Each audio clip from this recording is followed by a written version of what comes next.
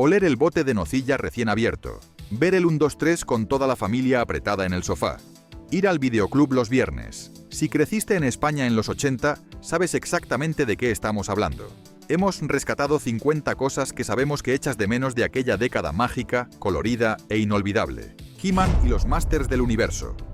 Los muñecos de He-Man no eran juguetes, eran objetos de culto. Cada uno con su arma, su armadura, su poder secreto. He-Man con la espada del poder que al levantarla te convertía en el amo del universo. Skeletor con su calavera azul y su risa malvada. Teela, Orko el mago. Los coleccionabas uno a uno, ahorrando la paga, esperando tu cumpleaños, suplicando en Navidad. Y el castillo de Grayskull era el santo grial. Ese castillo de plástico verde con la mandíbula que se abría, con trampas y mazmorras, con el trono del poder. Si lo tenías, eras el rey del recreo. Las batallas duraban horas. Se peleaban en la alfombra del salón, en la mesa de la cocina, en el portal del edificio. Y cuando uno de esos muñecos se rompía, no se tiraba. Se reparaba con celo, con pegamento, con ingenio. Porque cada He-Man, cada Skeletor era insustituible. No había dos iguales. Y perder uno era como perder un amigo. Las máquinas de pinball en los bares. Antes de los recreativos con videojuegos estaba el pinball. Esa máquina enorme, brillante, con luces de neón y dibujos imposibles en el cristal. Estaba en el bar de la esquina, junto a la máquina de tabaco y la tragaperras. Metías 25 pesetas, tirabas de la palanca y empezaba la magia. La bola de acero salía disparada, rebotaba entre los bumpers, encendía luces, hacía sonar campanillas. Y tú, con los dedos en esos botones laterales, intentabas mantenerla viva el máximo tiempo posible. Cada golpe era música, cada punto sumado una pequeña victoria.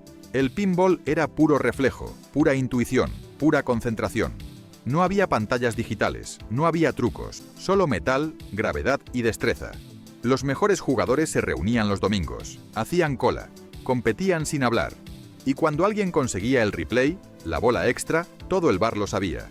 Porque la máquina cantaba su victoria con luces y timbres que no dejaban lugar a dudas. El Trivial Pursuit, una caja redonda que dividía familias. El Trivial Pursuit llegó a España y se convirtió en el juego de mesa definitivo de los 80. No era como el parchís ni como la oca. Aquí no había suerte. Aquí había que saber. Historia, geografía, deportes, arte, ciencia, entretenimiento. 6 colores, 6 categorías y una presión enorme por demostrar que sabías más que tu cuñado. Las tarjetas con preguntas eran la verdad absoluta. No había Google. No había manera de comprobar. Si la tarjeta decía que la capital de Burkina Faso era Ouagadougou, pues lo era, y punto. Las partidas duraban horas. Se jugaba después de comer, en Nochebuena, en las tardes lluviosas de domingo. Y siempre había alguien que se sabía todas las respuestas de deportes, otro que dominaba historia y otro que no acertaba ni una pero seguía jugando con dignidad. Ganar el trivial no te daba nada, solo orgullo. Pero ese orgullo duraba semanas. Los patines de 4 ruedas con freno de goma Libertad, sobre ruedas en cada acera de España. Los patines de 4 ruedas, esos con freno de goma en la puntera, eran el billete hacia la velocidad y la aventura. Se ajustaban con una llave Allen, se ataban con cordones gruesos que siempre se desataban en el peor momento, y tenían esas ruedas de plástico duro que hacían un ruido infernal contra el asfalto. Patinar era un rito de paso. Primero agarrado a la pared, luego agarrado a tu madre, luego suelto pero asustado, y finalmente volando por la calle con los brazos abiertos como si fueras un avión. Las rodillas siempre llenas de heridas, los codos con costras, las palmas de las manos quemadas del roce. Pero nada de eso importaba. Porque patinar era ser libre, era ser rápido, era deslizarte cuesta abajo gritando de emoción mientras tus amigos te perseguían. El freno de goma se gastaba rápido, y cuando ya no frenaba había que improvisar. Frenar con el pie en el suelo, chocar contra un árbol o simplemente dejarte caer. Porque detenerse no era lo importante era seguir en movimiento.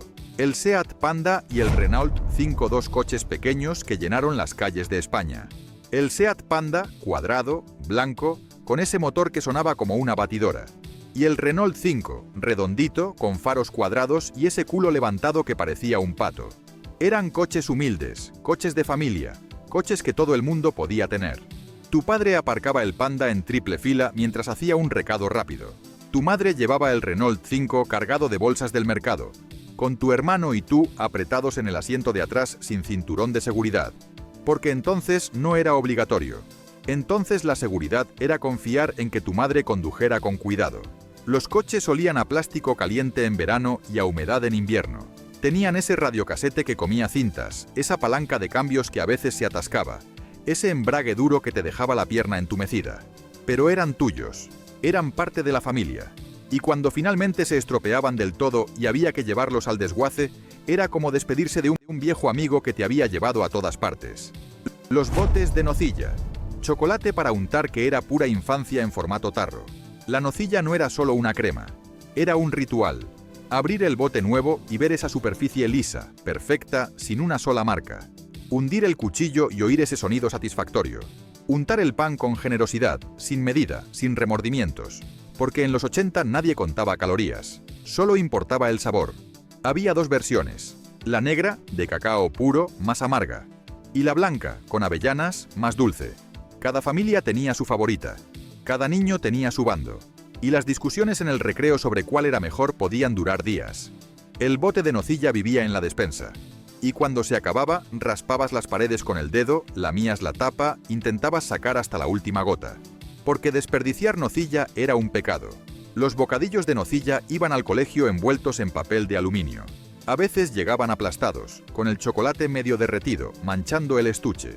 Pero seguían siendo deliciosos. Seguían siendo hogar. Las calculadoras científicas Casio. Cuando llegabas a séptimo de EGB, todo cambiaba. Te permitían usar calculadora. Y no cualquier calculadora. Tenía que ser una Casio científica.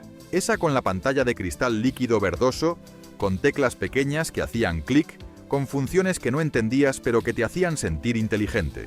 Seno, coseno, tangente, logaritmos, raíces cuadradas. La llevabas en el estuche como si fuera un arma secreta. Y en los exámenes de matemáticas, mientras tus dedos volaban sobre las teclas, sentías que estabas haciendo algo importante. Las calculadoras Casio eran indestructibles. Se caían al suelo. Se les derramaba Coca-Cola encima, pasaban años en el fondo de la mochila. Y seguían funcionando, con la misma precisión, con la misma fiabilidad. Algunos aprovechaban para escribir palabras secretas con los números al revés. 5, 3, 7, 7, 3, 0, 4. Hosle, o bobo, o shell. Tonterías que te hacían reír en medio de la clase de mates. Porque incluso una calculadora científica podía convertirse en juguete si tenías suficiente imaginación. Regreso al futuro. Una película que cambió todo lo que sabíamos sobre viajes en el tiempo y coches voladores. Regreso al futuro llegó a los cines españoles en 1985 y fue un terremoto. Marty McFly con su chaleco rojo, el Doc con el pelo blanco de loco y ese DeLorean plateado con puertas de gaviota que todos soñábamos conducir. La trama era perfecta. Viajar al pasado, conocer a tus padres adolescentes, casi borrar tu propia existencia y volver justo a tiempo. Todo con una banda sonora que todavía tarareamos. The Power of Love, Johnny B. Good tocada en el baile del instituto, y esa melodía épica de Alan Silvestri. La veíamos una y otra vez. La alquilábamos en el videoclub hasta sabernos los diálogos de memoria. Repetíamos las frases. Esto es muy heavy, Doc. Carreteras. A donde vamos no necesitamos carreteras. Y soñábamos con tener una tabla flotante como la de Marty en la segunda parte. Regreso al futuro no era solo una película, era una obsesión colectiva, una fantasía compartida, un futuro imaginado desde los 80 que nos prometía que el año 2015 iba a ser increíble. Y aunque no fue exactamente así, la película sigue siendo perfecta. Las cámaras de fotos Kodak de carrete. Hacer una foto era un acto deliberado y caro. No disparabas 100 veces hasta conseguir la perfecta. Tenías 24 fotos, o 36 si comprabas el carrete grande, y cada disparo contaba. Mirabas por el visor, encuadrabas, esperabas a que todos estuvieran quietos y pulsabas el botón. Clic. El flash se encendía cegándote durante 3 segundos, y ya estaba. Esa foto ya no se podía repetir. El carrete avanzaba con ese sonido mecánico inconfundible. Y cuando se terminaba, lo rebobinabas, lo sacabas de la cámara con cuidado de no velar la película y lo llevabas a revelar. Y ahí empezaba otra espera. Una semana, 10 días, hasta que volvías a la tienda con tu ticket arrugado y te entregaban un sobre con las fotos recién impresas. Las mirabas una por una, con emoción, con nerviosismo. Algunas habían salido movidas, otras con el dedo tapando medio objetivo, otras perfectas, pero todas eran únicas. Todas eran irrepetibles. Y las guardabas en álbumes, con esas esquinitas adhesivas escribiendo la fecha detrás con bolígrafo. Porque cada foto era un recuerdo rescatado del tiempo. Los primeros contestadores automáticos. Una máquina que atendía el teléfono cuando no estabas en casa. Ciencia ficción hecha realidad. Los primeros contestadores automáticos eran aparatos grandes, con casete incluido, que se conectaban a la línea de teléfono. Y grababan un mensaje tuyo diciendo: en este momento no puedo atender tu llamada, pero deja tu mensaje después de la señal. Y después, bip. La gente no sabía qué hacer. Colgaban. Se quedaban callados. Dejaban mensajes raros, nerviosos, entrecortados. Porque hablarle a una máquina daba vergüenza. Tú llegabas a casa, veías la luz roja parpadeando y sentías esa mezcla de emoción y ansiedad. Alguien había llamado. Rebobinabas la cinta, apretabas play y escuchabas. A veces era tu madre preguntando si habías comido. A veces tu amigo cancelando planes. A veces silencio seguido de un clic. El contestador automático te daba poder. Podías saber quién había llamado sin estar presente. Podías decidir si devolver la llamada o no. Era libertad. Era control. Era el futuro dentro. El equipo, a los domingos por la tarde, eran sagrados. Y parte de ese ritual era sentarse frente al televisor a ver el equipo A. Hannibal con su puro y su plan maestro. Fénix el loco que le tenía pánico a volar. Murdoch el piloto que estaba más loco todavía. Imea Barracus, el gigante con cresta mohicana y collares de oro que decía: yo no subo a ningún avión. Cada capítulo era una fórmula perfecta. Alguien en apuros pedía ayuda. El equipo aceptaba el caso. Hacían un plan imposible. Construían un tanque con chatarra y soplete. Y al final ganaban sin que muriera nadie. Todo envuelto en explosiones, persecuciones y esa melodía que todavía reconocemos al instante. Lo mejor era la furgoneta. Esa GMC negra con la raya roja que todos queríamos tener. Y las frases que repetíamos en el recreo.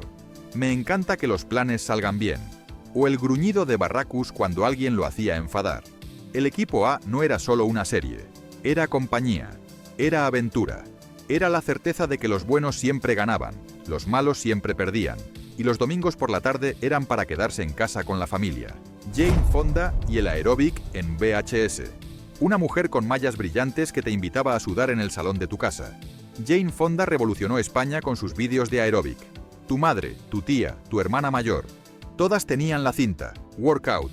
Todas se ponían las mallas, la cinta en la cabeza, las muñequeras de rizo, y se colocaban frente al televisor dispuestas a seguir cada movimiento.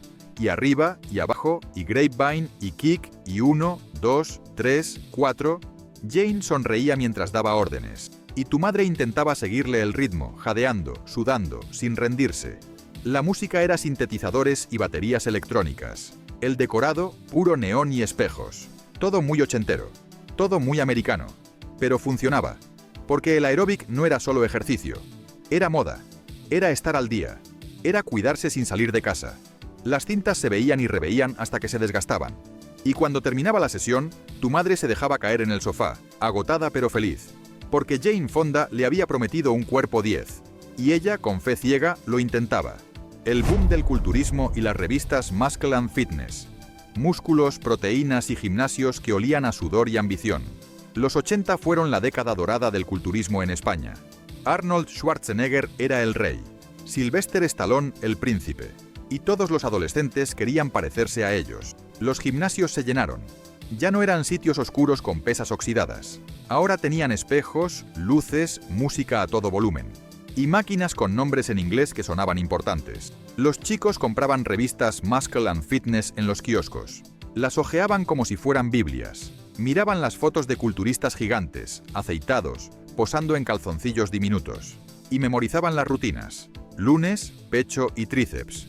Martes, espalda y bíceps. Miércoles, piernas. Jueves, descanso. Las cocteleras de proteínas invadieron las cocinas españolas.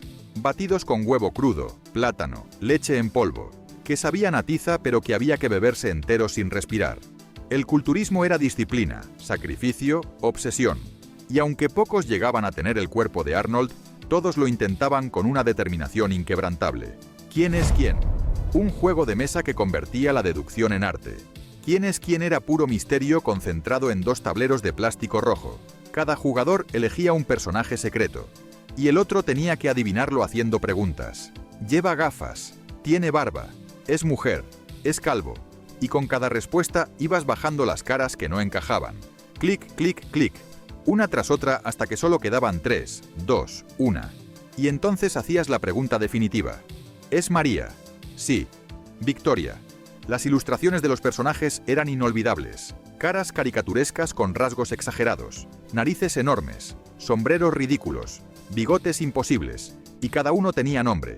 Pablo, Ana, Carlos, Laura. Los conocías a todos de memoria.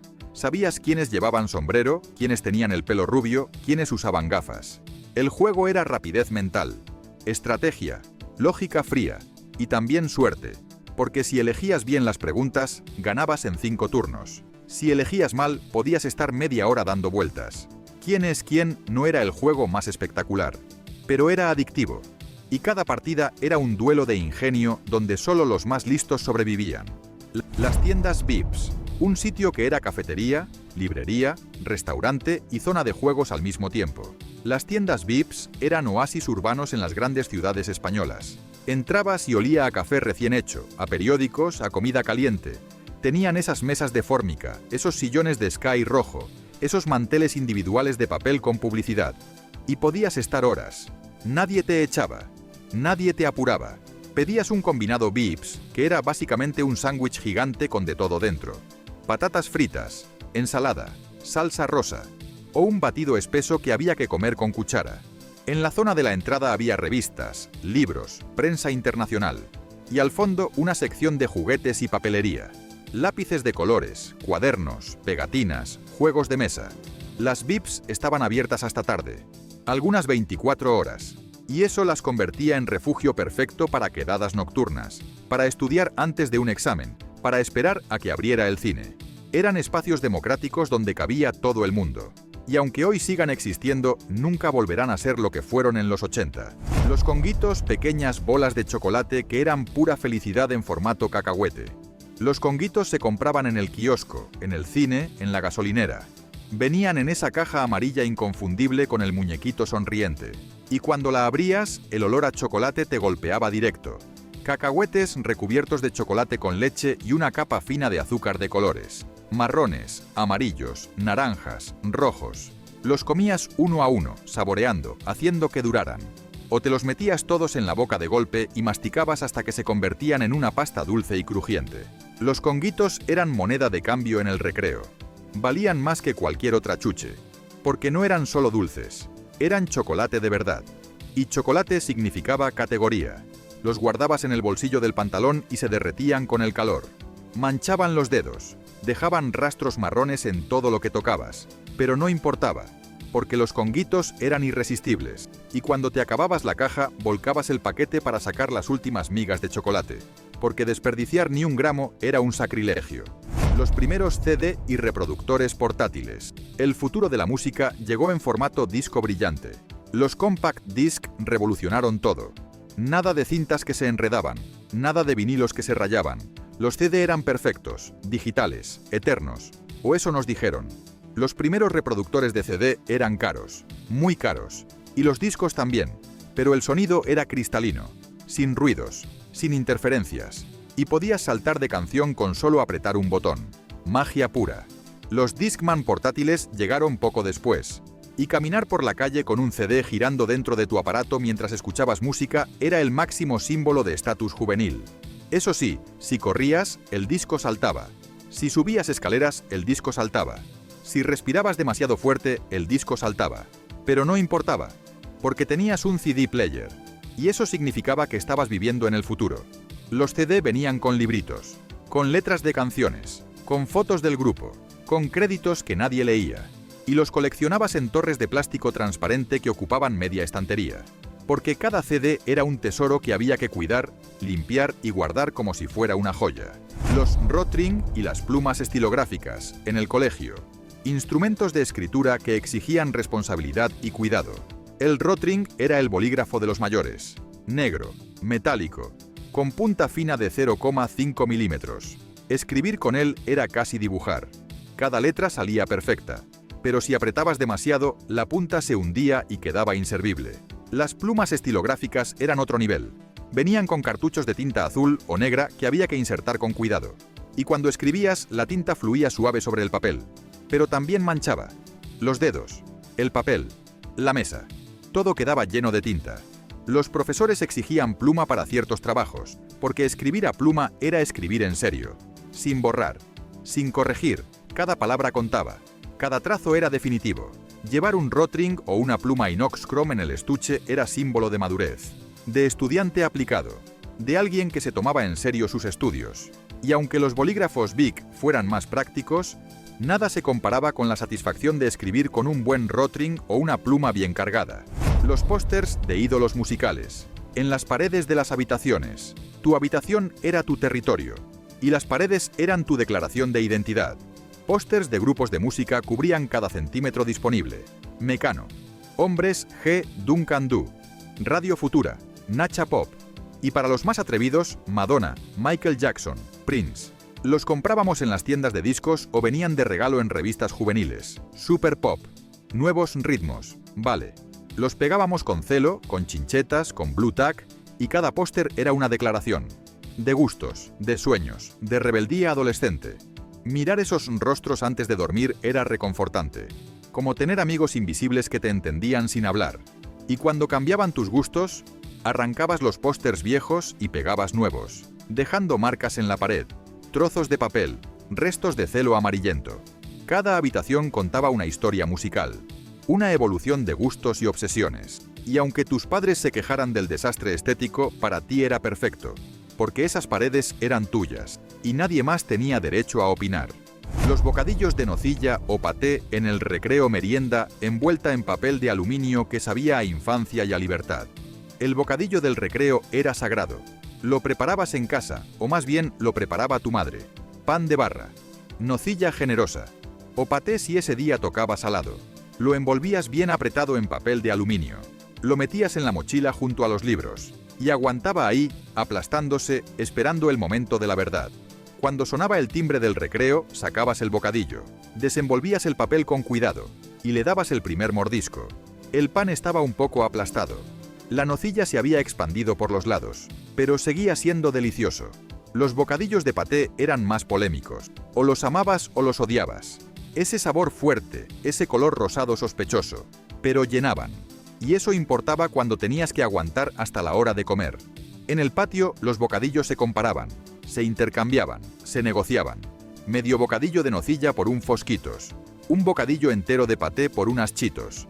El recreo era comercio libre, y el bocadillo, la moneda de cambio. La televisión, solo había 2 canales, y no hacía falta más.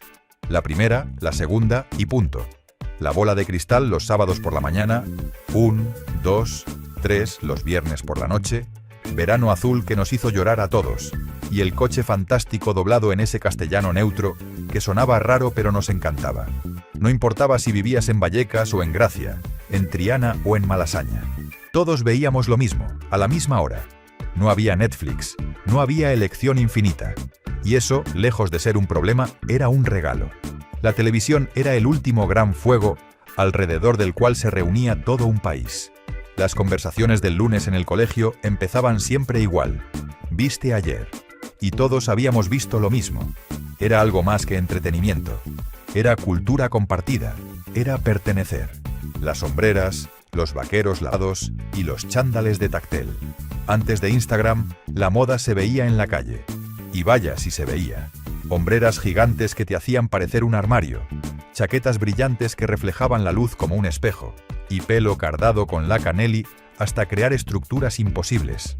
Los chándales de tactel hacían ruido al andar, un frufru inconfundible que anunciaba tu llegada. Las zapatillas Jaiber eran símbolo de estatus en cualquier recreo español. Y los vaqueros, cuanto más lavados y desgastados, mejor. Nadie se vestía para gustar en silencio. Te vestías para destacar, para que te vieran, para ser parte del espectáculo urbano. La ropa no susurraba, gritaba. Y todos llevábamos el volumen al máximo. Los Walkman y las cintas grabadas. El sonido del botón clic al cerrar la cinta. Los cascos naranjas o negros con la esponja deshaciéndose. Y el bolígrafo Bic, ese héroe anónimo que arreglaba lo que parecía irreparable. La cinta se arrugaba, se atascaba, se enrollaba en el mecanismo, pero con paciencia, un boli y algo de maña, volvía a la vida. Mecano sonando en el autobús, Nacha Pop en el parque, Radio Futura en la plaza, Hombres G en el portal. Esas cintas grabadas de la radio, con la voz del locutor al principio y los anuncios que no te molestabas en cortar, eran tu banda sonora personal. Llevabas tu música en el bolsillo, y eso te hacía sentir libre. Las pilas se agotaban rápido, el sonido no era perfecto, y rebobinar con el dedo era un arte. Pero nada de eso importaba. Caminar por la calle con un Walkman en la mano era caminar con el mundo en tus oídos. El videoclub. El ritual del viernes tenía nombre. Ir al videoclub. Empujabas la puerta, olías ese aroma a plástico y palomitas rancias y empezaba la ceremonia. Mirar las carátulas una por una, leer la sinopsis en la parte de atrás, discutir con tus hermanos o amigos si tocaba los Goonies otra vez o te atrevías con Pesadilla en Elm Street. No había algoritmo, no había recomendaciones personalizadas, solo intuición, portadas llamativas y el consejo del encargado que te conocía de toda la vida. Rebobinar la cinta antes de devolverla era un gesto de respeto. Lo decía hasta el adhesivo en el VHS. Sea amable, rebobine. Y cuando encontrabas una película que te gustaba de verdad, la alquilabas 10 veces sin cansarte, viernes tras viernes. Porque ver una buena historia no se agotaba, se profundizaba. Los dulces de la época. La infancia en España sabía a cacao, papel plateado y merienda en el patio del colegio. El bolicao recién aplastado en la mochila, con el chocolate un poco derretido, tenía su encanto especial. El Fosquitos era moneda de cambio social.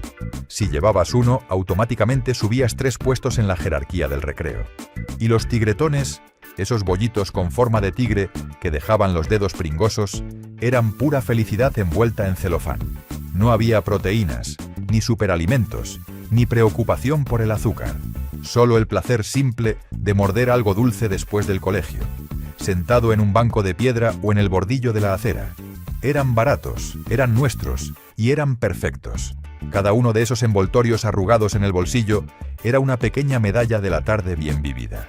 Los colmados y tiendas de barrio. Antes de Mercadona, antes de Carrefour, antes de que las grandes superficies se comieran el mundo, existía la tienda de Mari Carmen, o de Manolo, o de Doña Pura. Cada barrio tenía la suya. Entrabas y olía a embutido, a aceitunas en salmuera, a pan recién traído del horno de la esquina. Te atendían con papel de estraza, con una báscula de platillos y con frases como «ya te lo apunto en la libreta». Porque allí se fiaba, se conocía a la gente, se sabía quién necesitaba un respiro hasta final de mes. Comprar no era solo una transacción, era una conversación, una pregunta por la abuela, un comentario sobre el tiempo. Era economía local y calor humano, aunque entonces no tuviéramos esas palabras tan bonitas para describirlo. Simplemente era lo normal. Y cuando cerraron, una a una, el barrio perdió algo más que una tienda. Perdió un lugar donde todos cabían. Los recreativos oscuros, ruidosos, llenos de humo de tabaco y con esa luz de neón azulada que hacía daño a la vista. Eran el paraíso adolescente español. Cada barrio tenía el suyo. Y entrar era como cruzar un portal hacia otro mundo. Street Fighter, Outrun, Pac-Man, Ghosts and Goblins. No había rankings online. No había partidas guardadas. Solo tu nombre escrito con 3 letras en la pantalla y el respeto eterno de todo el barrio. Las monedas de 25 pesetas resonaban contra el metal de las máquinas. El joystick estaba pegajoso. Los botones medio rotos. Pero cuando conseguías el high score, te convertías en leyenda. Los recreativos eran ruidosos, caóticos y probablemente peligrosos para la salud. Pero también eran nuestros, y no necesitábamos wifi para sentirnos conectados. Verano Azul no fue solo una serie. Fue el verano que nos enseñó lo que significaba la amistad, la pérdida y la libertad. Todos lloramos con Chanquete. Todos quisimos tener una pandilla como aquella, con una bicicleta, un verano infinito y el mar como único límite. La Pancho era la hermana mayor que todos queríamos, Tito el amigo fiel, Javi el guapo, Desi la valiente, y Chanquete, el viejo marinero con boina que nos rompió el corazón sin avisar. Esa melodía de Antonio Vega sigue viviendo dentro de cada español que creció en los 80. Porque Verano Azul no hablaba solo de vacaciones, Hablaba de crecer, de perder la inocencia, de descubrir que la vida duele pero también merece la pena. Y todo eso lo aprendimos frente al televisor, en pijama, con la familia al lado, sin saber que estábamos viviendo uno de los grandes momentos de la televisión española. Las bicis BH y las motoreta. Libertad sobre dos ruedas. Eso eran las bicis BH y las motoreta en la España de los 80. Carreras sin casco, rodillas raspadas, frenos que chirriaban y gritos de primero al portal que resonaban por toda la calle. Las tardes parecían no terminar nunca. Montabas en la bici después de comer y no volvías hasta que las farolas se encendían. Sin móvil, sin GPS, sin nadie controlando dónde estabas. Solo tú, tus amigos y la ciudad como patio de recreo infinito. El timbre de la bici era el WhatsApp de la época. Llegabas al portal de alguien, tocabas el timbre 3 veces y esperabas. Si bajaba, genial. Si no, pues al siguiente. La motoreta, esa moto pequeña con pedales que era mitad bici, mitad ciclomotor, era el sueño de todo adolescente. No hacía falta carnet, solo ganas de volar. El teletexto y las noticias lentas. Página 101 para noticias, página 201 para deportes, página 303 para el tiempo. Apretabas los números en el mando a distancia y esperabas. Las letras aparecían a paso de tortuga, línea a línea, con ese fondo de colores primarios que parecía sacado de un cómic futurista. Y aún así parecía magia. Era la ventana al futuro antes de Internet, antes de Google, antes de que la información fuera instantánea. El teletexto te enseñaba paciencia. No podías hacer scroll, no podías refrescar, solo esperar a que la página se cargara completa, a veces con algún error tipográfico que nadie corregía durante semanas. Pero todos teníamos nuestra página favorita. Y aunque fuera lento, aunque fuera tosco, aunque hoy parezca de la prehistoria, en su momento era el futuro en la palma de tu mano. Bueno, en el mando. Pero casi. Los sonidos de la mañana España despertaba con banda sonora propia. El claxon del panadero anunciando que traía las barras calientes. Las persianas metálicas de los comercios subiendo con ese estruendo inconfundible. El butanero gritando desde la calle, ¡Butanó! Y las madres asomándose al balcón, todavía en bata, para hacerle señas y que subiera la bombona. Esos sonidos ya no existen, o apenas. Hoy suenan a ruido, a contaminación acústica, a tiempos menos eficientes. Pero entonces eran vida, eran rutina, eran comunidad, eran saber que el barrio funcionaba como un organismo vivo. El mundo no era silencioso, no estaba aislado. Cada mañana tenía su sinfonía urbana y todos conocíamos la partitura de memoria. Las noches con Martes y 13 y los anuncios imposibles. Las noches de los 80 en España olían a turrón y sonaban a carcajadas. Los especiales de Nochevieja con Martes y 13, con sus sketches absurdos, sus disfraces imposibles y ese humor inocente que hacía reír a toda la familia junta. No hacía falta ser inteligente ni transgresor, solo divertido. Y ellos lo eran. Los anuncios también formaban parte del espectáculo. Mimosín y su osito, Tulipán con esa musiquilla que todavía puedes tararear, Colacao y su canción que todos nos sabíamos de memoria. No eran interrupciones molestas. Eran parte de la experiencia. Toda la familia sentada frente al televisor, comiendo polvorones, esperando el siguiente chiste, riendo juntos. Era humor colectivo, humor compartido, humor que no dividía. Y aunque el mundo haya cambiado, aunque todo sea más complejo ahora, todavía hay una parte de nosotros que echa de menos esa risa sencilla, esa mesa llena, ese televisor que nos unía. Los kioscos y los tebeos. El kiosco era el centro del universo infantil en la España de los 80. Esa caseta verde o amarilla en la esquina, con el toldo a rayas y el vendedor que te conocía por tu nombre. Allí estaba todo lo que importaba. Los tebeos, las chuches, los cromos, las revistas, Mortadelo y Filemón, Pi y Zape, el Capitán Trueno, Super López. Cada semana salía un número nuevo y había que conseguirlo como fuera. 100 pesetas. 200 si era especial.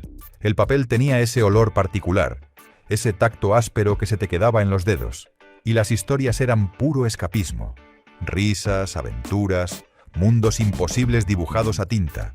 Los kioscos también vendían chicles de bola, pipas, regaliz, chupa chups. Todo estaba a la vista, colgado, apilado, expuesto en ese pequeño templo del papel y el azúcar. Ir al kiosco no era solo comprar, era pararte, mirar, elegir, soñar con lo que te llevarías la próxima vez.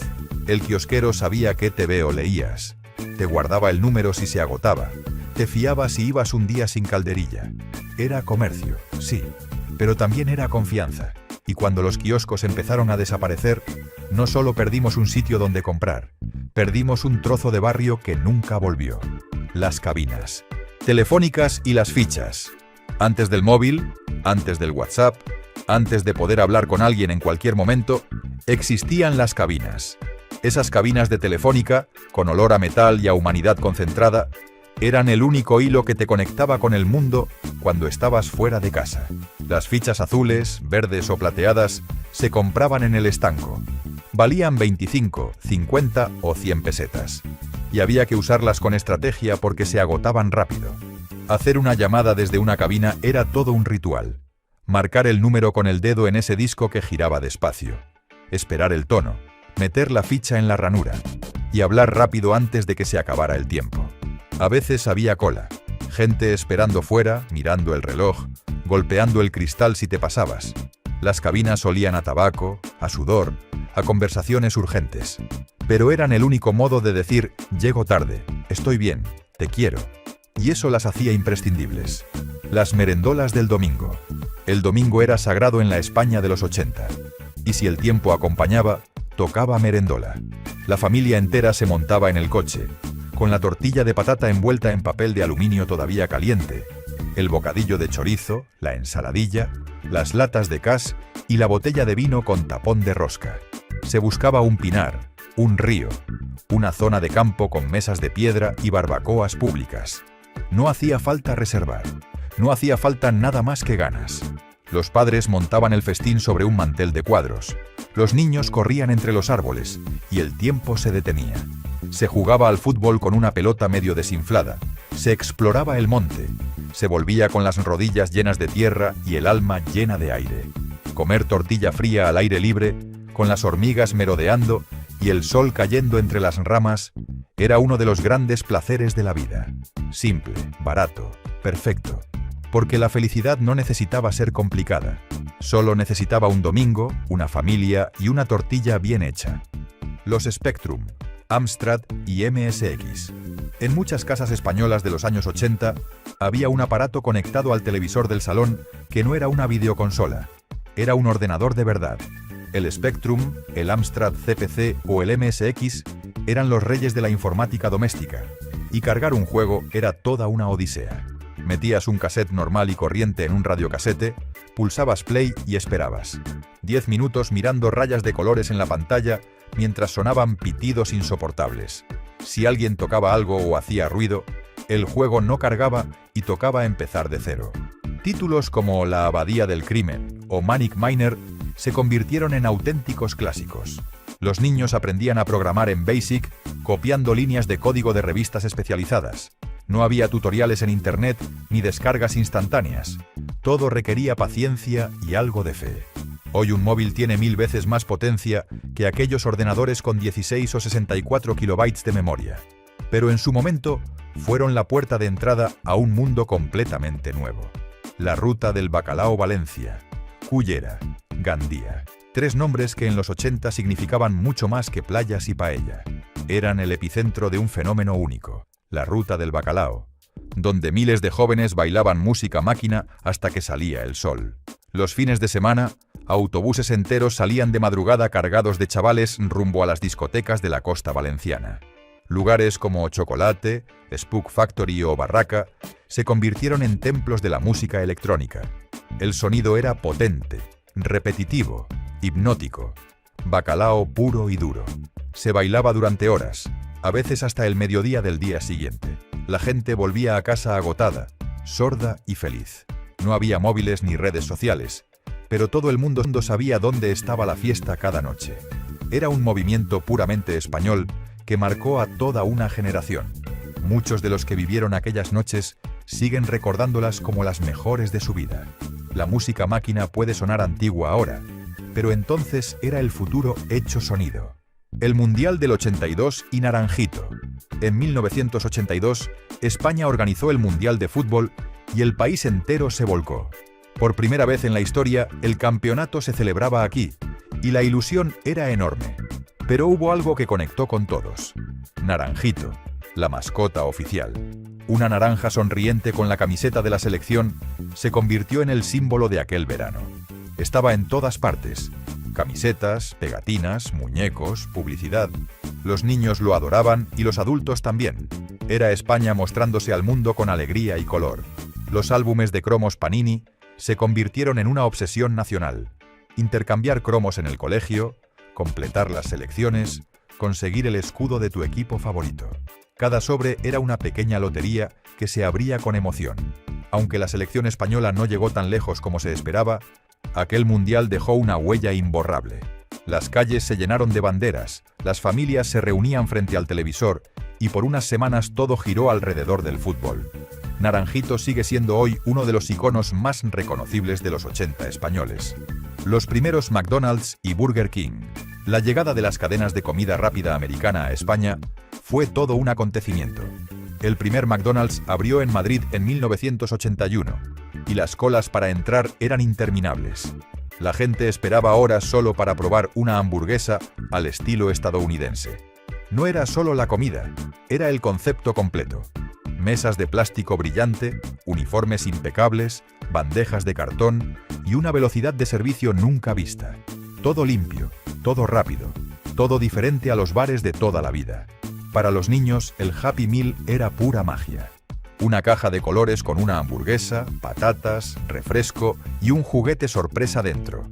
Ir al McDonald's se convirtió en el premio más deseado, en una experiencia casi mágica que se esperaba con ilusión. Poco después, llegó Burger King y la competencia se instaló en las principales ciudades. Las hamburguesas americanas cambiaron para siempre la forma de comer fuera de casa en España. Lo que al principio era una novedad exótica, acabó convirtiéndose en parte del paisaje urbano de cualquier ciudad española. La movida madrileña. Madrid se convirtió en los 80 en el centro cultural más vibrante de Europa. Después de décadas de represión, la ciudad explotó en creatividad, música, moda y libertad absoluta. Eso fue la movida madrileña. Alaska y los Pegamoides, Nacha Pop, Mecano, Radio Futura. Músicos que mezclaban punk, pop y electrónica sin ningún complejo. Pedro Almodóvar empezaba a rodar películas que rompían todos los moldes. Los bares y locales de Malasaña se llenaban cada noche de gente con looks imposibles. Crestas, pintura, ropa de colores chillones. No había normas ni límites. Se experimentaba con todo. La música, el arte, la forma de vestir, la forma de vivir. Madrid era una fiesta continua donde todo parecía posible. Aquella explosión cultural puso a España en el mapa internacional. Revistas de medio mundo hablaban de lo que estaba pasando en la capital. Era libertad pura después de años de gris. La movida duró pocos años, pero su influencia sigue viva. Marcó a toda una generación y cambió para siempre la cultura española. Las primeras zapatillas de marca, Nike, Adidas, Reebok. Hasta los 80, la mayoría de los niños españoles llevaban zapatillas Jaiber, Paredes o marca blanca. Pero cuando empezaron a llegar Nike, Adidas y Reebok, todo cambió. Las zapatillas se convirtieron en símbolo de estatus. Las Nike Air con su cámara de aire visible, las Adidas con las 3 rayas icónicas, las Reebok blancas con velcro que parecían de astronauta. Tener unas de marca era el sueño de cualquier chaval. En el recreo, todos miraban los pies de los demás. No eran baratas. Muchas familias tenían que hacer un esfuerzo grande para comprarlas, y por eso se reservaban para ocasiones especiales o para empezar el curso. Estrenar unas zapatillas de marca era motivo de orgullo. Las marcas americanas no solo vendían calzado, vendían un estilo de vida. Aparecían en películas, las llevaban los jugadores de baloncesto de la NBA. Estaban en todos los anuncios de televisión. Aquel cambio marcó el inicio de la cultura de las marcas deportivas en España. Las zapatillas dejaron de ser solo para hacer deporte. El Scalextric y el Boogie. Las navidades de los 80 tenían 2 reyes indiscutibles entre los juguetes: el Scalextric y los coches teledirigidos, especialmente los buggies todoterreno. Ocupaban media habitación, pero valían cada centímetro. El Scalextric era una pista de carreras con coches eléctricos que iban a toda velocidad por un circuito con curvas, puentes y rectas. Montarlo era todo un ritual. Conectar las piezas, ajustar los mandos, regular la velocidad. Las carreras duraban horas y las peleas por quién había hecho trampa eran épicas. Los buggies teledirigidos eran pura emoción. Con su antena telescópica y sus ruedas enormes, podían subir bordillos, cruzar charcos y dar saltos. Los niños los sacaban a la calle y competían por quién llegaba más lejos sin estrellar su coche contra una pared. Eran juguetes caros, casi siempre regalos especiales de reyes o cumpleaños. Pero duraban años y se compartían con hermanos y amigos. Hoy los coches se controlan con el móvil, pero ninguno ha conseguido la magia de aquellos Scalextric interminables. Las tiendas de discos y los vinilos. Entrar en una tienda de discos en los 80 era una experiencia única. Las paredes llenas de carátulas enormes, el olor a plástico nuevo, la posibilidad de pedir que te pusieran un disco antes de comprarlo. La música era algo físico que se tocaba y se coleccionaba. Los vinilos eran objetos preciosos. Las portadas eran obras de arte en formato grande, con ilustraciones, fotografías y diseños cuidados al detalle. Comprar un disco era una inversión. Costaba dinero y se pensaba bien antes de elegir. Mucha gente pasaba las tardes de sábado en esas tiendas, hojeando novedades, escuchando recomendaciones del dependiente, descubriendo grupos nuevos. No había Spotify ni listas infinitas. Tenías que ir, preguntar, explorar. Los discos se cuidaban como tesoros, se limpiaban con paños especiales, se guardaban en fundas para que no se rayaran. Cada vinilo tenía su historia. ¿Dónde lo compraste? ¿Con quién lo escuchaste por primera vez? La música dejó de ser física, pero aquellos vinilos tenían un valor que ninguna lista de reproducción puede igualar. Las radiocasetes portátiles enormes. Antes de que el Walkman se generalizara, la música en la calle sonaba a todo volumen gracias a los radiocasetes portátiles. Enormes, pesados, con altavoces potentes y una antena telescópica que sobresalía como si fuera de ciencia ficción. Llevarlos al hombro era todo un espectáculo. Jóvenes con sus radiocasetes enormes caminaban por la calle poniendo música para todos. No había auriculares ni discreción. La música era pública, compartida, casi un acto de rebeldía. Funcionaban con pilas grandes que se agotaban en pocas horas, así que siempre había que llevar recambios. Algunos modelos tenían doble pletina para grabar de cinta a cinta, algo que parecía tecnología del futuro. En parques, playas y plazas, siempre había alguien con su radiocasete a tope. Era la banda sonora de las tardes de verano, de las quedadas, de las primeras fiestas adolescentes. Cuando llegó el Walkman, todo cambió. La música se hizo personal y silenciosa. Pero aquellos radiocasetes gigantes fueron los últimos en llevar la música a la calle sin complejos. MTV y la era del videoclip. En 1987, MTV llegó a Europa, y la forma de consumir música cambió para siempre. Ya no bastaba con escuchar una canción, ahora había que verla. Los videoclips se convirtieron en pequeñas películas que pasaban en bucle en los televisores de medio mundo. Thriller de Michael Jackson, Like a Virgin de Madonna, Take On Me de Aja. Videoclips con presupuestos millonarios, efectos especiales, coreografías imposibles y narrativas visuales que se quedaban grabadas en la memoria. MTV se convirtió en el canal que todos querían ver. Horas y horas de videoclips interrumpidos solo por presentadores que hablaban de música, moda y tendencias. Era como tener un concierto continuo en casa. Los grupos empezaron a cuidar tanto la imagen como la música. Un buen videoclip podía catapultar a un artista desconocido a la fama mundial de la noche a la mañana. La música dejó de ser solo auditiva para convertirse en una experiencia visual completa. Aquella revolución marcó el inicio de la cultura pop moderna tal y como la conocemos hoy. Las pegatinas de coches y ciudades. Los coches de los 80 llevaban en el maletero pegatinas de todos los sitios donde habían estado sus dueños. Yo amo Benidorm, Marbella, Torremolinos. Eran pequeños trofeos de viaje que se exhibían con orgullo.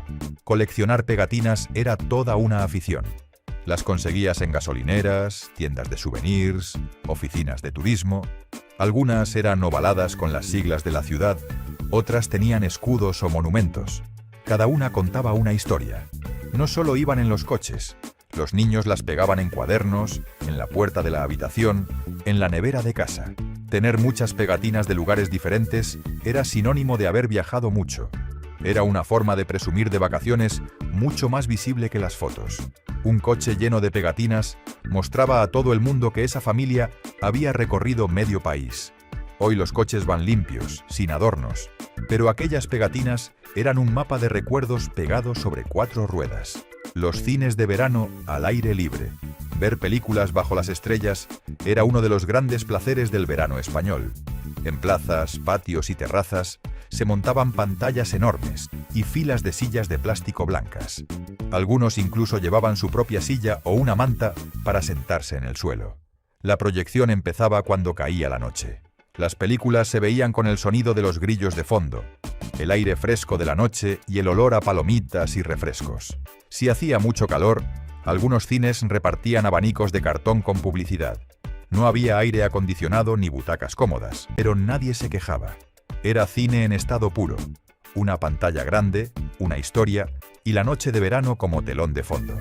Muchos pueblos y barrios tenían su cine de verano tradicional que abría solo en los meses de calor. Era un punto de encuentro social donde coincidían familias enteras.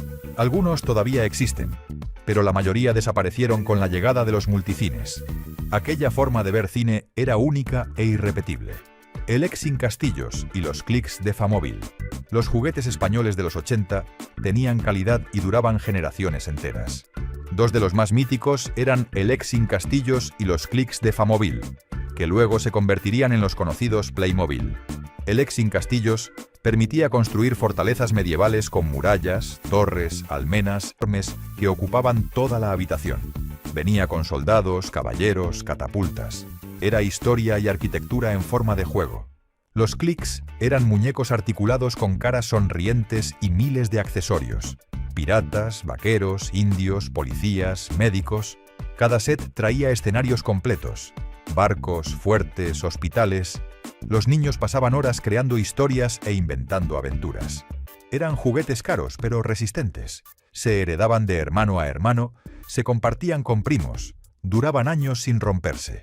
No tenían pilas, ni luces, ni sonidos, solo requerían imaginación. Y eso los hacía especiales. Hoy siguen existiendo versiones modernas, pero aquellos originales de los 80 tenían algo único. Las primeras videoconsolas, Atari y Game & Watch. Antes de la NES, antes de la Mega Drive, las primeras videoconsolas que llegaron a España fueron el Atari 2600 y las pequeñas Game & Watch de Nintendo. Eran carísimas, pero representaban el futuro del entretenimiento. El Atari 2600 se conectaba al televisor y traía juegos míticos como Pac-Man, Space Invaders o River Raid. Los gráficos eran cuadrados y simples, pero la emoción era enorme. Cada cartucho costaba una fortuna y se cuidaba como un tesoro.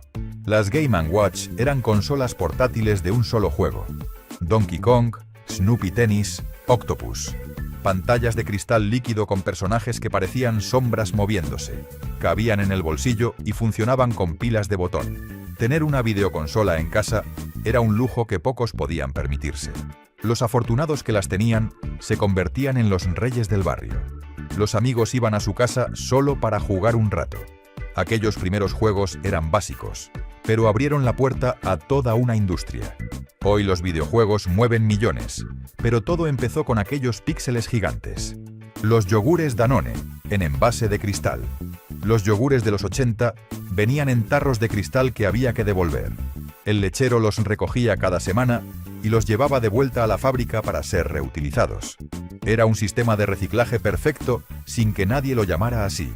Danone era la marca por excelencia. Yogures naturales, natillas con sabor a vainilla o chocolate, flanes Dul que se desmoldaban con un golpe seco. Todo en envases de cristal grueso que se acumulaban en la nevera. Muchas familias guardaban los tarros vacíos para usarlos como vasos o para guardar conservas caseras. Eran resistentes, se lavaban bien y duraban años. El lechero pasaba por las casas cada mañana temprano. Dejaba los productos frescos y recogía los envases vacíos. Era un ritual que formaba parte de la vida diaria. Hoy todo viene en plástico de usar y tirar. Pero aquel sistema era sostenible, eficiente y funcionaba a la perfección sin contaminar. Sin saberlo, aquella generación estaba haciendo ecología mucho antes de que fuera una tendencia. Quizás sean los sabores, quizá los juguetes, quizá esa sensación de que todo era más sencillo y más auténtico. Pero algunos recuerdos de la España de los 80 nunca nos abandonan del todo.